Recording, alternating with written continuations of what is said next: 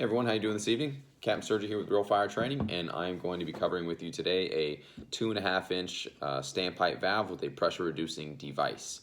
A few days ago you saw we had a video up with me out there in the field adjusting a Fireground adjustable Zurn Z3000 pressure reducing valve with the socket set in the pipe wrench. So this is a much easier valve to manipulate, and I'm going to show you how that's done. So if you look at the valve, it really nothing jumping out at you.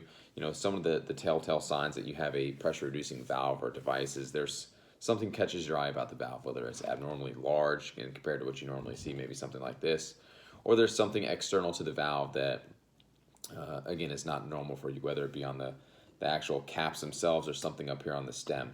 So at first glance, good old, just regular old angle valve. If you look inside, you can see there's a threaded stem, and that's going to let you know that this is not some type of pressure reducing valve, or at least there's no internal components that are going to reduce the pressure for you. So if you look inside, threaded stem, regular valve. If you look inside and there's a smooth stem, you could probably bet that that's some sort of pressure reducing valve.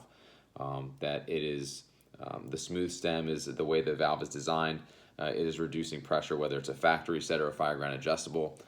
You'll have to figure that out based on the type of valve, but you could bet that it reduces pressure internally somehow. So if we take a look at this one, again, very simple. Looks just a regular old standpipe outlet. The only difference is this feature up here on the top. So if you look close, and I know it's tough to see on the camera, there's a nub here both on the front and on the back. And there is a pull pin right here that sits right on the top of the valve. Now this valve is in the closed position. So when I go to open this valve and this cotter pin is in place, it is eventually, this little part of the pin is eventually going to catch this nub. Okay, I'll put it back in place. I'll begin to open the valve, and eventually you're going to see that it's going to stop. It's not going to allow me to open the valve anymore. Right, so that's all I get right there. So if you come up and you see this, all right, you know that you're not going to get the full amount of pressure or volume out of this valve.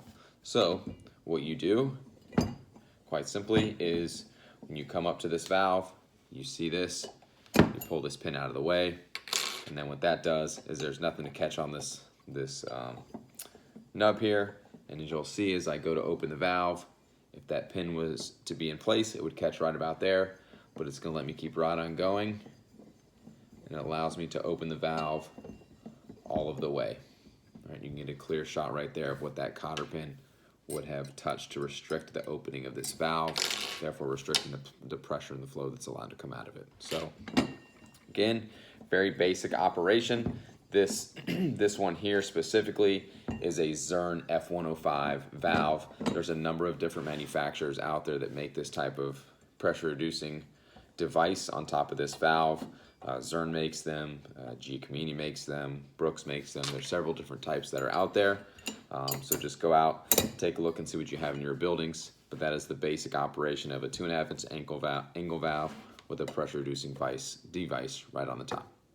Good night, everyone. Take care.